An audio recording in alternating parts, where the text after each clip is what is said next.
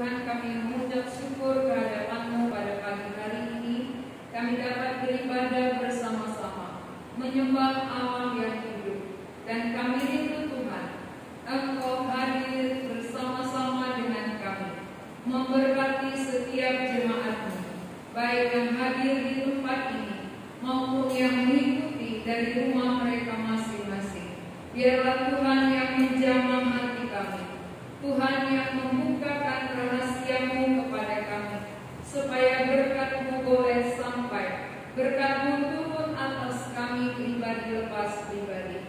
Karena kami membutuhkan kebenaran Tuhan.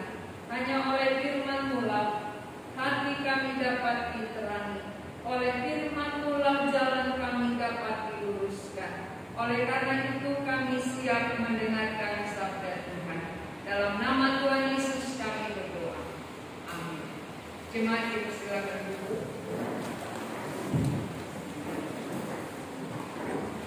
Mari kita membaca dari Ibrani pasal 10. Ibrani pasal 10 ayat 19 sampai 39.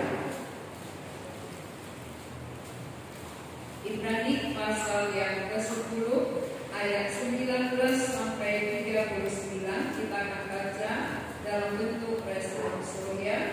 Saya baca ayat ganjil, kita semua baca ayat genap. Ketekunan. Jadi saudara-saudara, oleh darah Yesus kita sekarang penuh keberanian dapat masuk ke dalam tempat kudus.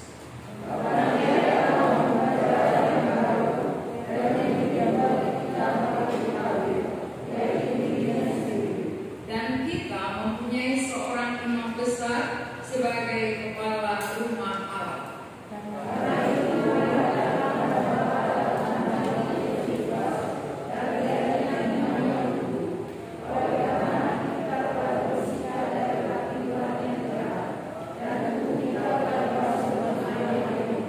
Marilah kita teguh berpegang pada pengakuan tentang pengharapan kita, sebab Ia yang menjanjikannya setia.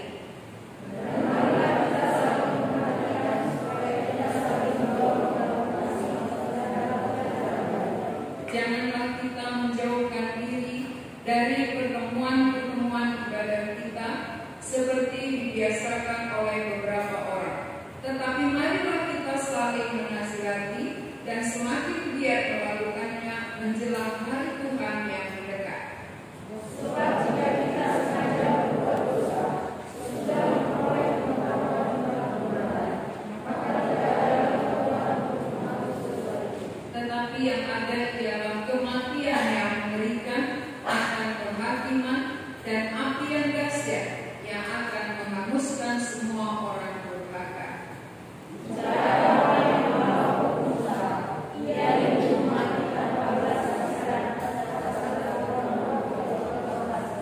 Betapa lebih beratnya hukuman yang harus dijatuhkan atas Dia yang menginjak-injak anak Allah, yang menganggap najis darah perjanjian yang menguduskannya, dan yang menghina roh kasih karunia.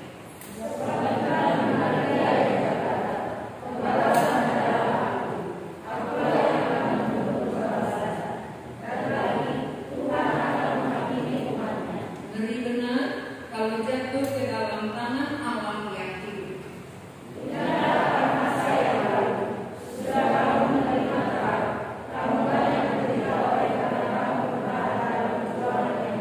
Baik waktu kamu dijadikan tontonan oleh cercaan dan penderitaan, maupun waktu kamu mengambil bagian dalam penderitaan mereka yang diperlakukan sedemikian. Memang kamu selalu mengambil bagian dalam penderitaan orang-orang hukuman, dan ketika mereka kamu lepas, kamu menerima hal itu dengan sukacita, sebab kamu tahu bahwa kamu memiliki harta yang lebih baik dan lebih menetap sekali. Sebab itu janganlah kamu melepaskan kepercayaanmu, karena besar upah yang menantinya.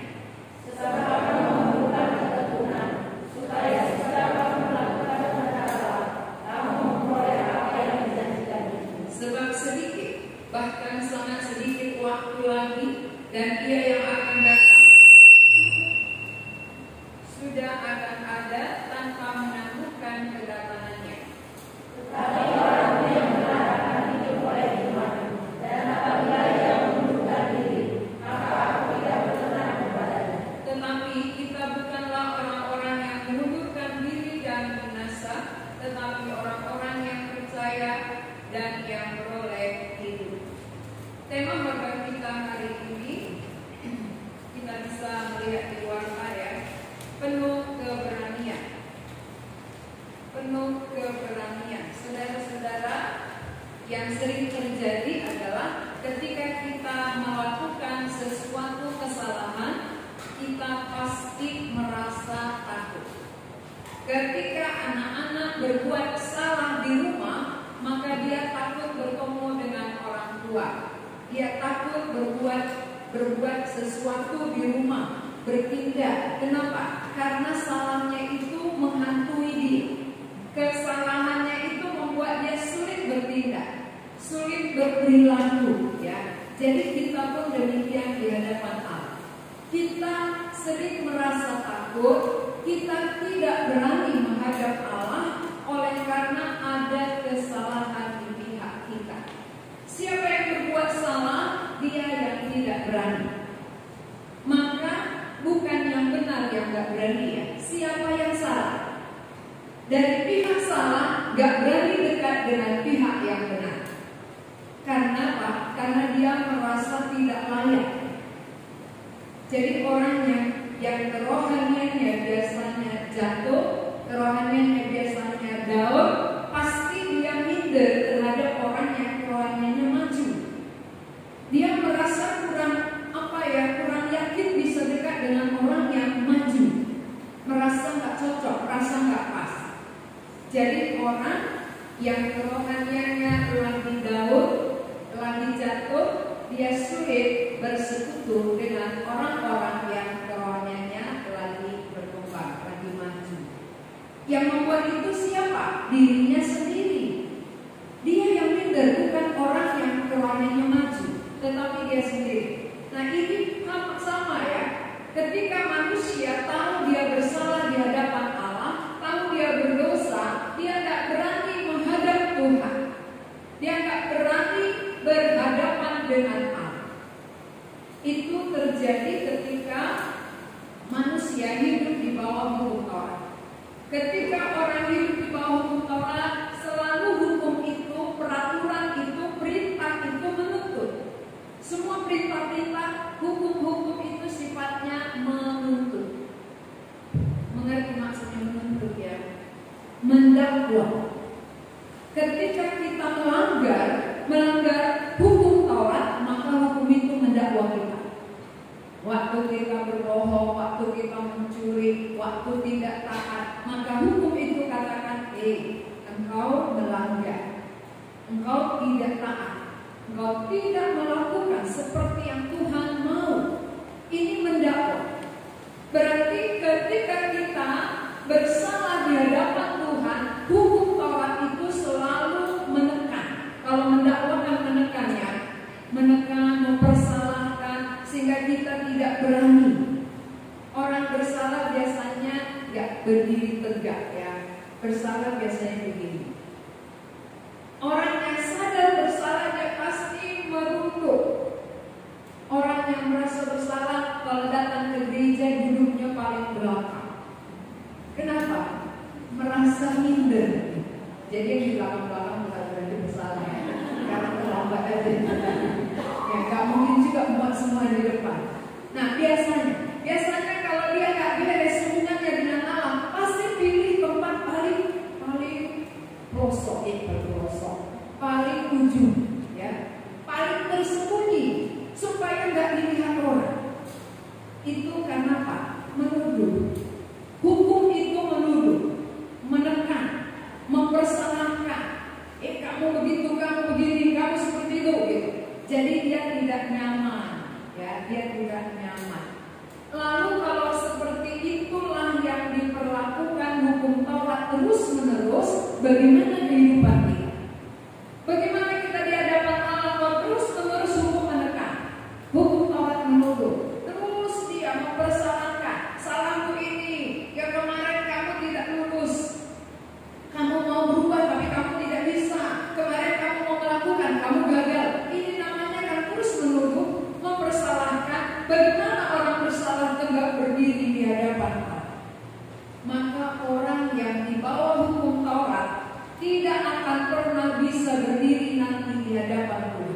gak akan berani. Karena merasa tertuduh, merasa bersalah. Tetapi hari ini kita bersyukur karena ada yang bisa membuat kita berani. Ada yang membuat kita bisa berani berhadapan dengan Allah, penuh keberanian, walaupun kita bersalah. Kenapa? Karena dibenarkan. Dari ayat 19. Jadi saudara-saudara, oleh darah Yesus kita sekarang penuh keberanian dapat masuk ke dalam tempat kudus. Penuh keberanian, bukan setengah berani ya, bukan setengah berani, tapi penuh. Keberaniannya penuh menghadap Allah. Kenapa? Ada pembelanya. Ada yang membela dia, ada yang membenarkan dia walaupun tadi salah, walaupun tadi berdosa, tetapi darah Yesus menjadi pembelanya. Sekarang kita penuh keberanian dapat masuk ke dalam tempat kudus oleh darah Yesus. Berarti saudara-saudara, betapa berharganya darah Kristus, betapa mahalnya darah. Kenapa? Oleh darah pengorbanan Kristus membuat kita merasa berani menghadap Allah yang kudus, bertatap muka dengan Allah, berjumpa dengan Tuhan. Walaupun Tuhan kudus, kita tidak kudus. Walaupun Tuhan suci, kita kotor. Tapi kita penuh keberanian menghadap Allah oleh karena disucikan melalui darah Yesus. Jadi jangan diantara kita beranggapan bahwa dia yang layak, saya tidak, dia lebih rajin, saya tidak, dia lebih baik, saya tidak. Tidak, bukan itu ya. Bukan itu yang membuat kita berani menghadap Allah. Tetapi kita berani menghadap Allah dengan sama cara, oleh hal yang sama, darah Yesus. Berarti semua manusia di hadapan Allah sama, tidak ada bedanya. Walaupun dosanya sedikit, dosanya banyak, ya di hadapan Allah sama saja. Kenapa? Tanpa disucikan oleh darah Yesus, tetap saja yang sedikit dosanya orang berdosa. Yang banyak dosanya, kalau disucikan, orang yang dibenarkan. Jadi kita pilih mana? Yang dibenarkan atau sedikit-sedikit aja kita buat dosa?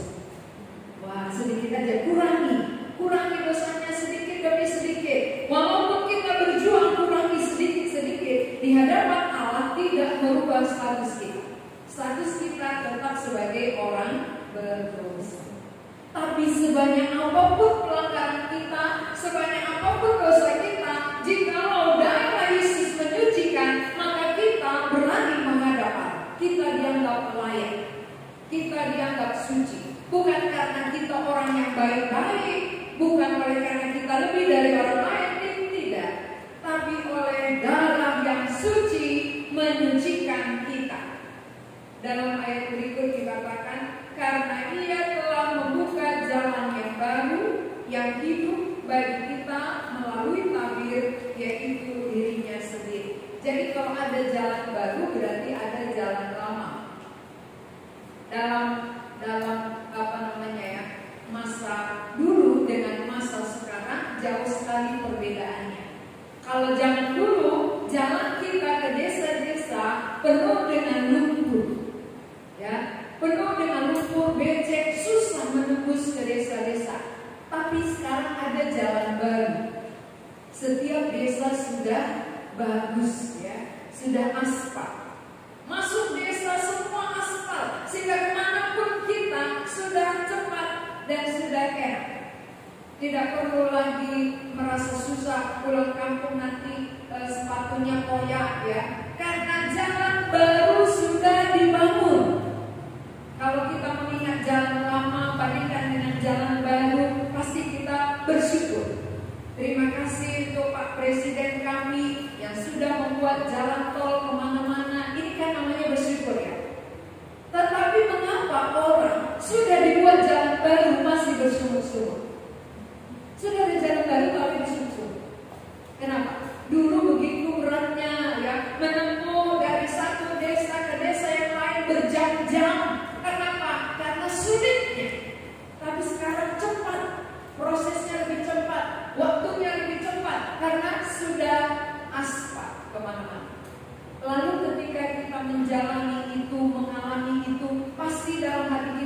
bersyukur sekali. Mengingat jalan lama banding jalan baru ada ucapan syukur.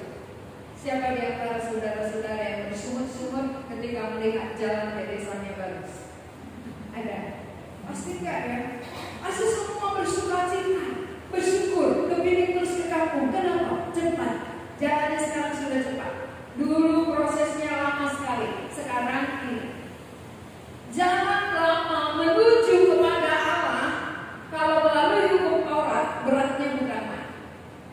Luar biasa berat. Berbatu-batu, berbecek-becek, berkerikil-kerikil. Karena kita dipaksa harus begini, harus begitu. Terpaksa seperti ini. Kalau tidak, hukumannya begitu. Ini namanya berat. Siapa yang tidak membawa domba untuk dipersembahkan ke bait Allah, dia tidak layak beribadah. Ini namanya berat. Tapi sekarang Allah membuat jalan baru yang simpel. Tapi jalan yang baru yang simpel ini kita yang mempersulitnya. Kita tidak melihat ada jalan baru yang Allah sediakan. Aku bisa berani menghadap Dia tanpa harus merasa tertuduh, tertekan, terhukum. Tetapi aku berani berhadapan dengan Allah penciptaku, karena Dia buka jalan yang baru untuk masuk melalui jalan itu. Jalan yang baru itu apa yang dikatakan tadi dalam ayat 20? Jalan yang baru dan yang hidup bagi kita melalui tabir, yaitu dirinya sendiri. Berarti jalan baru itu adalah diri Yesus Kristus, bukan diri kita. Kalau hukum Taurat itu yang dituntut melakukan kita sendiri. Kita yang disuruh kerjakan ini, buat begini, bawa dombamu yang terbaik, jangan ada bercacat. Ini kita yang buat, kita yang pergi, kita yang kerjakan. Lelah. Ini Dia yang buat jalan baru, dirinya sendiri Dia persembahkan, mempermudah kita menghadap Allah. Mengapa? Sesudah ada jalan baru, kita tidak syukuri. Harusnya kita bersyukur. Oh, sudah ada jalan baru yang membuat aku bisa gampang bertemu dengan Allah, dan aku dibenarkan melalui dirinya. Aku tidak dipersulit oleh Allah bertemu dengan Dia. Aku tidak dipersulit oleh Allah untuk dibenarkan oleh Dia. Coba kalau kita disuruh, kamu harus pergi ke Yerusalem untuk beribadah, ya, paling tidak 2 kali setahun harus bawa domba. Pasti kita pusing ya, pusing mikirkannya. Ongkosku bagaimana, dombanya bagaimana, ya, waktuku meninggalkan anak-anak bagaimana, kalau bawa semua berapa ongkosnya. Ini membuat kita berat dan pusing. Bayangkan itu, walaupun kita dulu belum di situ ya, walaupun kita dulu belum pernah melakukan seperti itu, tapi bangsa Israel sudah melakukan. Dan bangsa Israel itu ada sejarahnya ditulis di Alkitab. Berarti ini benar, sudah pernah terjadi. Kalaupun kita sekarang tidak dituntut oleh hukum Taurat, kita sudah memiliki jalan baru. Tetapi bandingkan dengan jalan yang dulu, betapa beratnya. Kita bersyukur dengan jalan baru yang Tuhan sudah sediakan, mendamaikan kita, membenarkan kita, menyucikan kita, sehingga kita tidak bersalah lagi di hadapan Tuhan oleh darahnya, melalui diri. Nah, kalau kita sudah dibenarkan, ayat 21, dan kita mempunyai seorang imam besar sebagai kepala rumah Allah.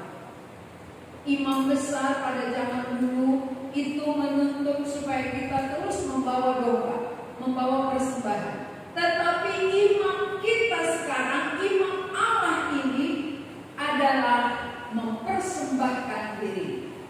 Itu perbedaannya. Dulu kita yang disuruh membawa domba, sekarang imam yang datang, dia yang mempersembahkan dirinya sebagai korban persembahan. Kita tidak dituntut, tetapi Dia yang memberi. Ibadah yang benar adalah Allah yang memberi kepada kita. Maka pemberian Allah itu yang harus kita terima supaya kita dibenarkan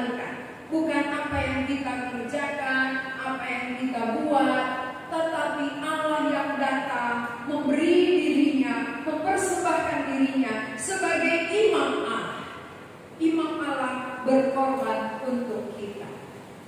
Karena itu, ya, kalau kita sudah dipermudah, maka ada nasihat.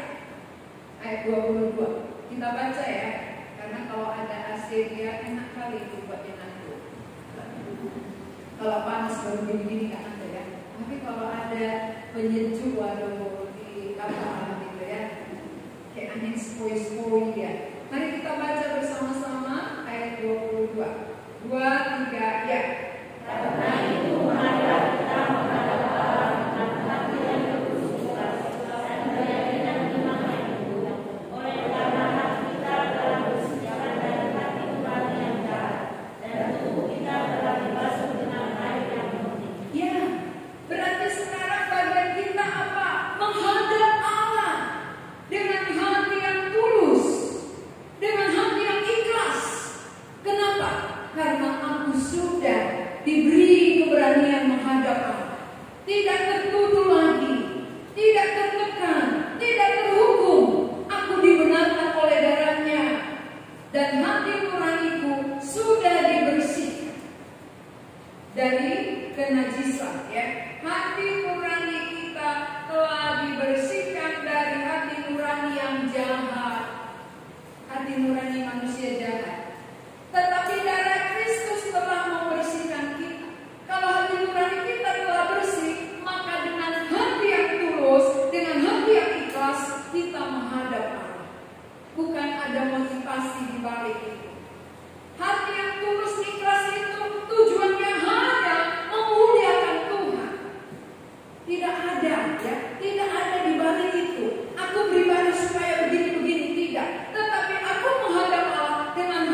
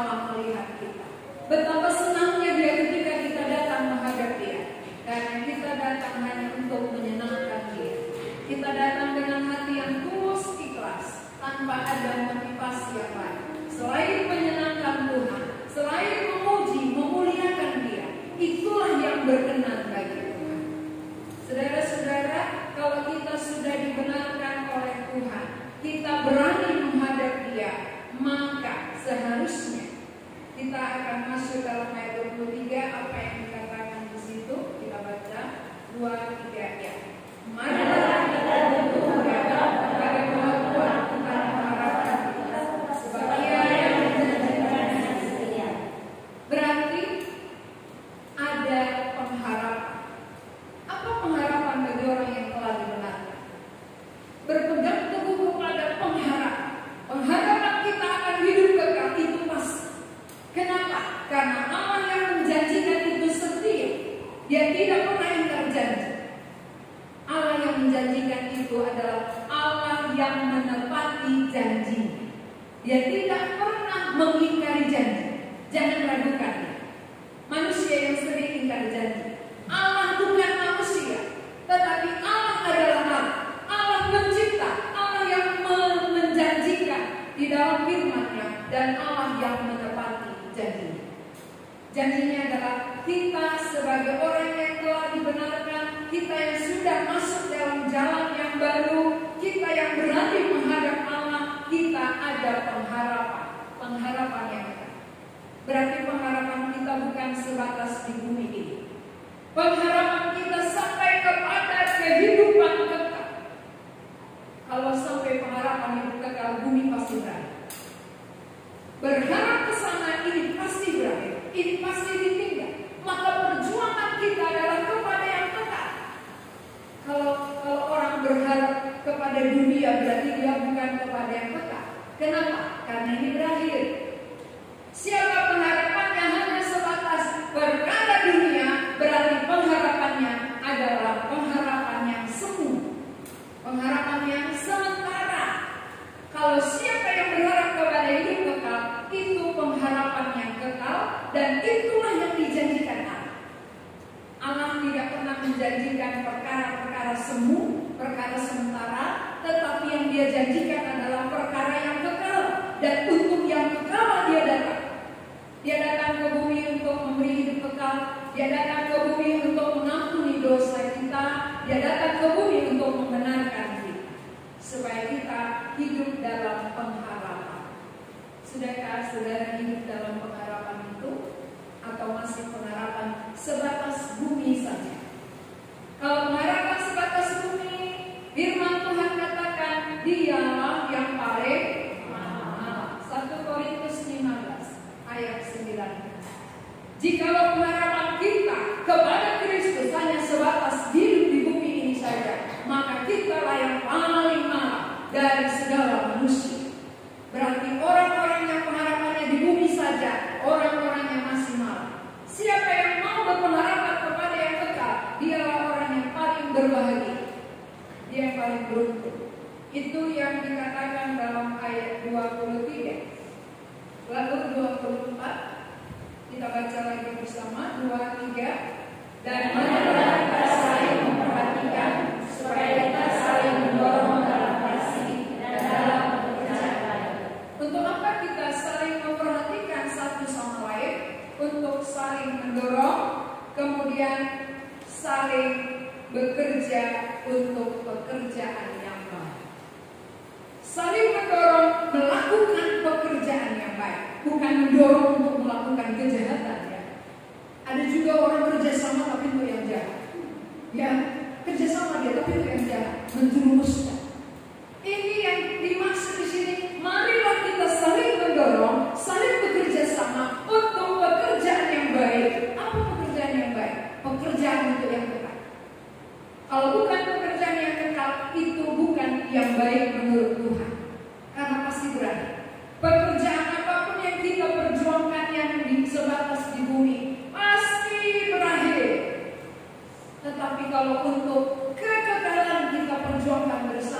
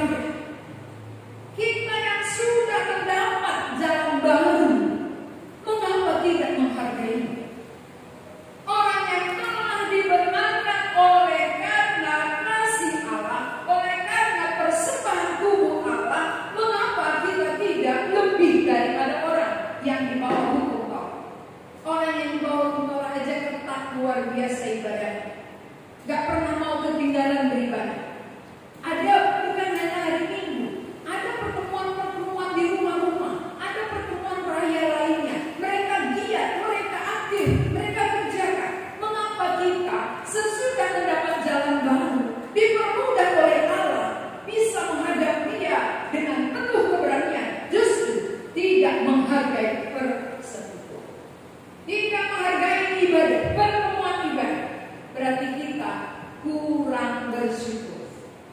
Siapa yang tidak menghargai persekutuan, tidak menghargai pertemuan ibadah, dia tidak menghargai kasih Allah yang begitu besar.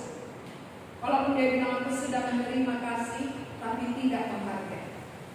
Orang yang mengerti betapa dalamnya kasih Allah tidak berani tidak ikut dalam persekutuan, tidak berani tidak ikut dalam ibadah-ibadah.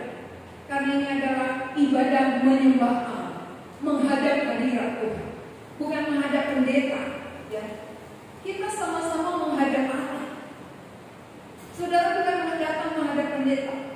Kita datang beribadah bersama-sama menghadap Allah yang hidup.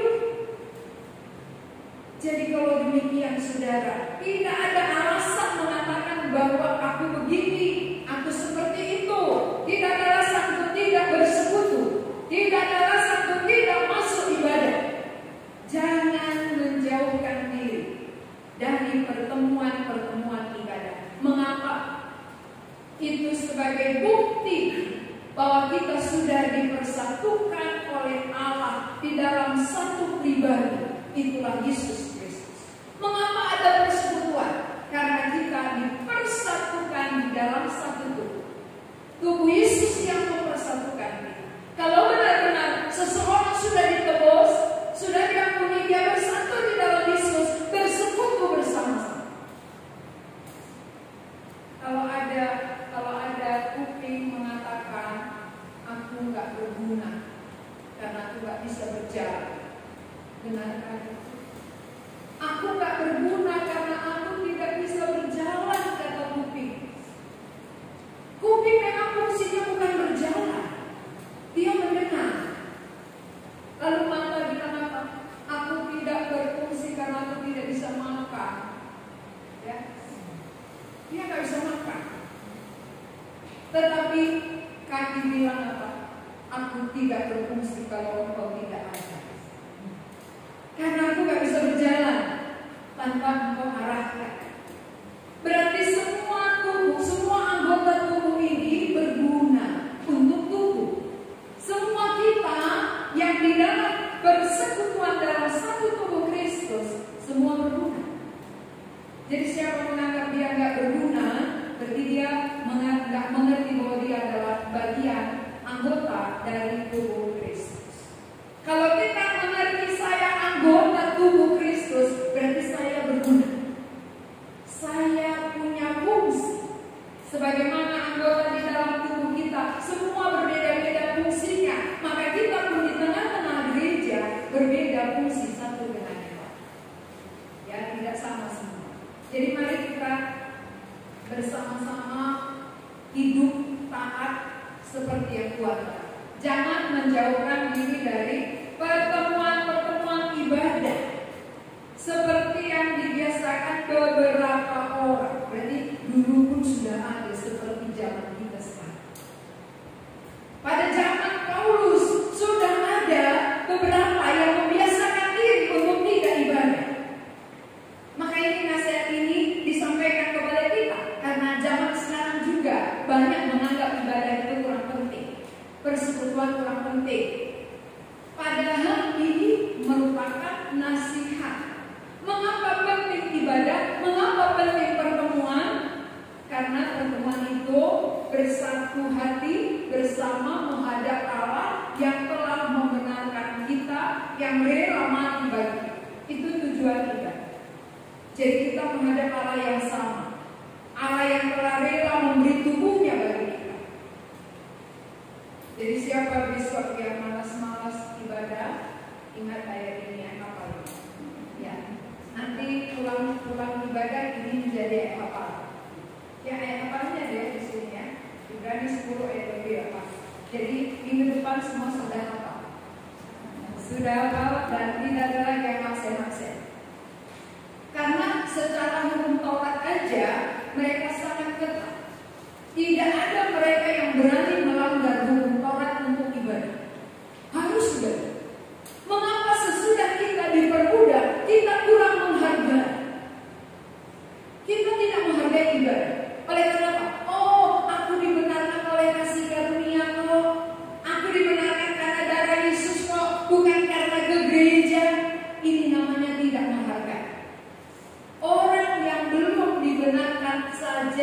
menghargai ibadah, menghargai persekutuan. Mengapa orang yang sudah dibenarkan terbalik? Harusnya kita lebih. Kalau mereka 3 kali, harusnya kita 5 kali.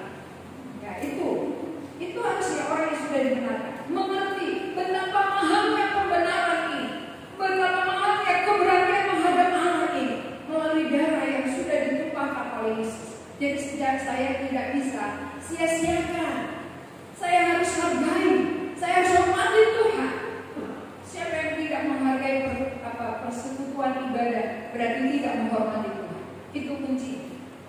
Tidak hormat kepada Tuhan, menyepelekan Tuhan. Kalau menyepelekan Tuhan, bagaimana akibatnya? Orang yang melanggar hukum Taurat saja dihukum. Itu ayat berapa tadi? Ayat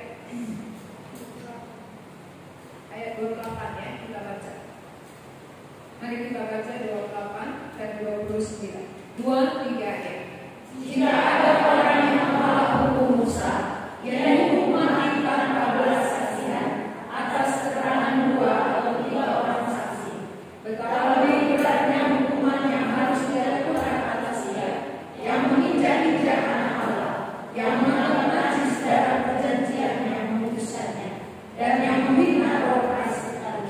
Ingat ini, waktu perjanjian lama, siapa yang berani melanggar hukum Taurat aja, dia dihukum tanpa belas kasihan. Ingat waktu perempuan berzina di lapangan, itu harus dilempari dengan batu sampai mati.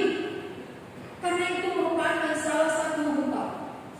Siapa yang ditemukan berzina tapi mereka belum suami istri, harus dilempari dengan batu sampai mati sesuai dengan hukum Musa. Mereka kerjakan, mereka lakukan. Maka dulu bagi orang Yahudi perkawinan itu sangat sakral, sangat mahal.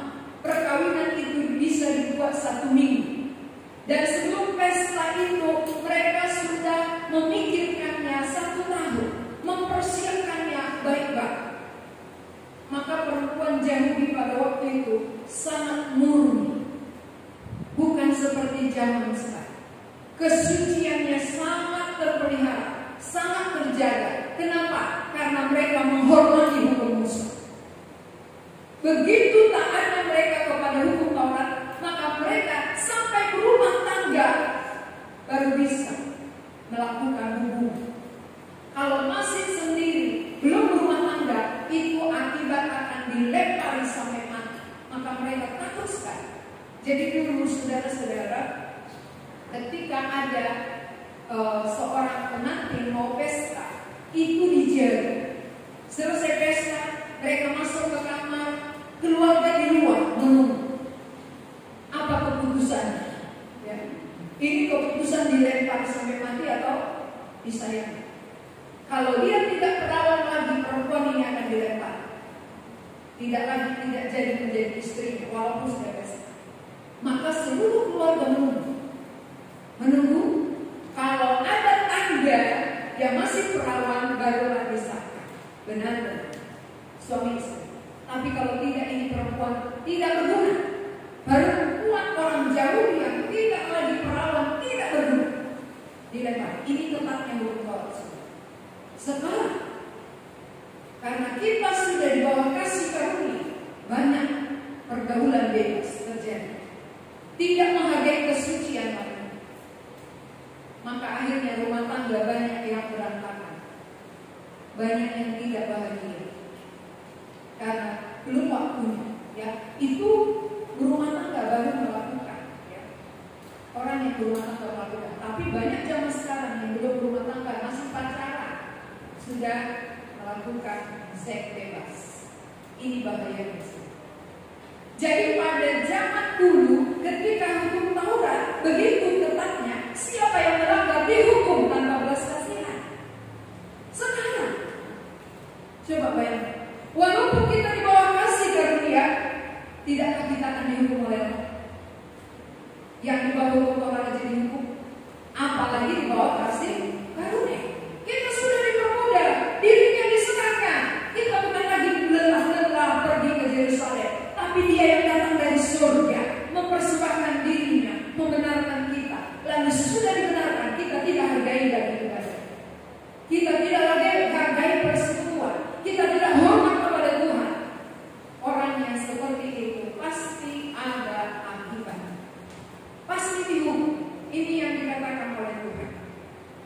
betapa lebihnya, betapa lebih beratnya hukuman yang harus dijatuhkan atas dia yang menginjak-injak anak Allah, yang menganggap najis darah perjanjian, yang menguduskannya, dan yang menghina roh kasih karunia.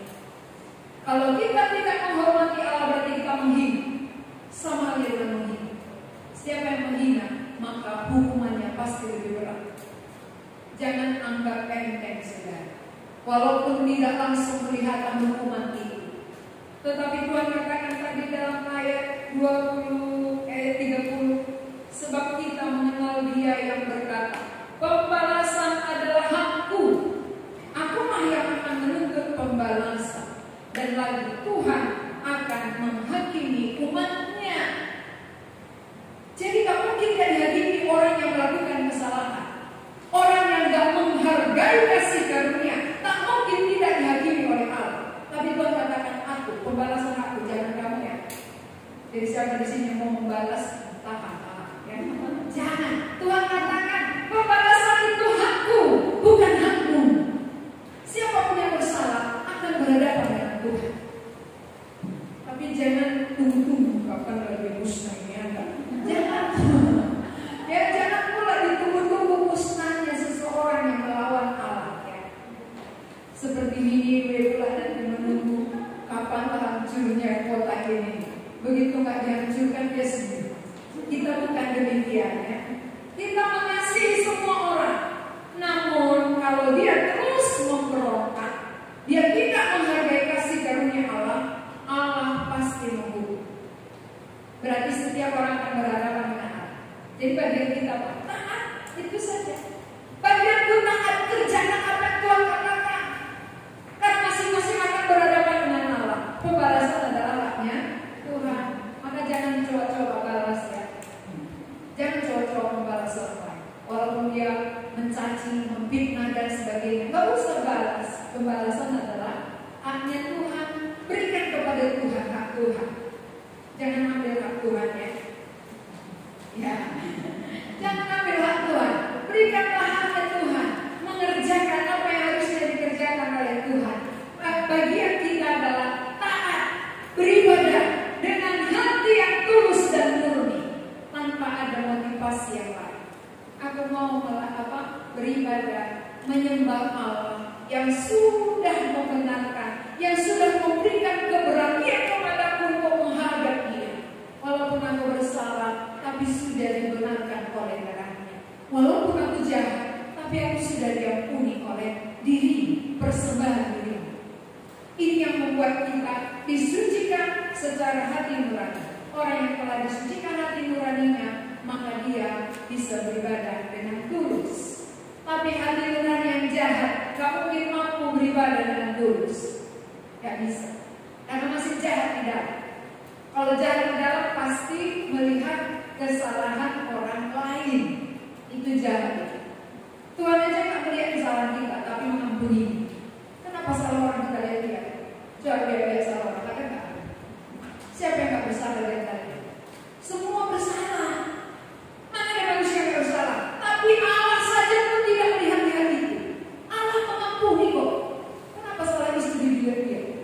Oh memang dari dulu salah itu terus. Salah kita gak pernah kita senteng. Ya sama suami begitu. Kau gak berubah-ubah. Dari tahun ke tahun itu terus persoalan. Tapi diri sendiri gak pernah dilihat. Kalau masing-masing melihat diri, beres kan? Oh dia salah, aku kok salah juga. Berarti gitu aman dia ya. Tapi salah orang terus disenteng, gak pernah melihat salah sendiri. Ini membuat rusak sehingga sendiri. Iya, sehingga sendiri. Kan begitu ya. Kalau hanya salah orang yang dilihat, salah sendiri kayaknya diri paling benar. Tuhan saja katakan tidak ada yang benar kok. Tuhan yang katakan tidak ada yang benar kok, kita merasa diri benar. Berarti siapa yang merasa diri benar melawan firman Tuhan. Firman Tuhan katakan tak ada yang benar, hanya Allah yang benar. Allah yang benar tidak mempersalahkan kita. Allah yang benar mengampuni, membenarkan kita sehingga kita berani menghadap Allah dengan penuh keberanian. Jadi coba sampaikan kepada sebelahnya, kita sama-sama bersalah tapi tidak mungkin oleh jalan sama. Oleh dari yang sama kita dibenarkan. Jadi tak perlu diri salah orang lain. Ya selesaikan aja salah sendiri. Masa salah orang sendiri, salah orang dua, salah kita 10. Tapi kan nggak pernah kita lihat salah kita, salah orang yang dua itu lebih banyak. Benar ya? Mana lebih banyak salah suami atau salah istri? Kalau istri bilang salah suami, kalau suami bilang salah istri, kalau Tuhan bilang salah semua. Ya, Tuhan katakan salah kamu semua. Mana ada yang kamu benar? Karena aku benarkan dengan darahku maka kamu bisa berani menghadap aku. Jadi jangan paten-paten. Jangan paten-paten. Sudah dikenakan paten-paten lagi. Dia salah orang lagi ya. Ya ungkit-ungkitan salah orang kayak benar kali. Padahal segudang salahnya orang lupakan. Salah orang dua dia ungkit-ungkit. Ini artinya apa? Melawan Allah. Siapa yang melihat dia salah orang melawan Allah? Karena Allah sendiri tidak melihat salah kita. Allah mengampuni, Allah menyelesaikan, menutupi, membenarkan. Lalu kita sebagai pengikutnya harus melupakan salah orang. Jangan buka-bukakan. Ya, kita buka-buka salah orang. Salah kita tutupi. Salah yang mana pun bau. Namanya salah. Kejahatan itu bau. Jadi nggak usah tutup-tutupi. Lebih baik selesaikan. Selesaikan kepada Allah dengan darahnya yang kudus. Setuju ya? Jadi pulang ke rumah jangan lihat salah suami. Ya, lihat aja salah sendiri. Kalau kita saling lihat-lihatan makanya suami istri sering berantem. Kenapa sering kali berantem? Karena saling lihat salahnya masing-masing. Gak pernah lihat sendiri. Kalau berkaca, apakah kacanya kita akan ke istri kita atau ke suami kita? Berkaca apa? Kan enggak kan? Kan wajah kita lihat. Kaca keluar ke diri kita, tapi kesalahan ke orang lain. Harusnya sama. Kaca dengan firman sama-sama ke diri sendiri. Kalau diri sendiri kita benahi, perbaiki, pasti rumah tangga semakin hari semakin baik. Tapi yang seringnya bukan demikian. Yang seringnya kaca terbalik.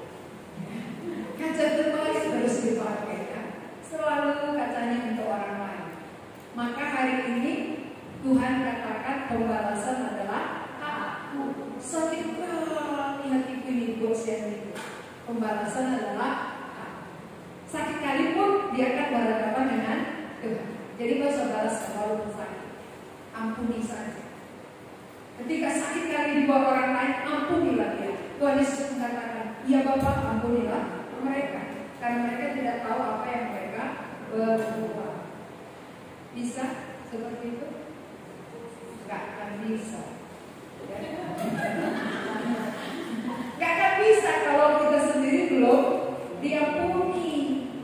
Orang yang telah menerima darah Kristus, mengampuni seluruh dosanya, baru dia bisa berkata, ya Bapa, ampunilah mereka. Karena mereka tidak tahu apa yang mereka berbuat. Tapi kalau dosa kita sendiri belum diampuni oleh Tuhan, nggak mungkin kita bisa berdoa demikian. Paling-paling doa kita, doa dukung pasien. Kan gitu ya, secepatnya. Kok lama kali? Kan gitu biasanya. Kok lama kali hukumannya terjadi Tuhan? Oleh jangka ini, sakit kali hati juga. Ya, itu bukan urusanmu. Pembalasan adalah aku. Bagianku adalah taat, beribadah dengan hati yang tulus dan ikhlas. Oke, katakan kepada sebelahnya, mari kita beribadah dengan tulus dan ikhlas. Tanpa motivasi yang salah. Ya kalau dengan hati nurani yang tulus ikhlas, ya pasti bergairah. Ibadah pasti gairah, ibadah semangat. Tapi kalau ada motivasi yang lain enggak bisa gairah, nggak bisa semangat. Karena pasti ngelirik-lirik orang lain. Itu berarti masih ada motivasi. Membanding-banding dengan orang lain, itu motivasi. Tapi hati yang tulus ikhlas tanpa membanding dengan siapapun, aku menghadap Allah cukup. Kalau banding-banding dengan orang lain itu capek. Orang lain bintangnya kita nggak bisa, suaranya nggak bisa, kan gitu ya.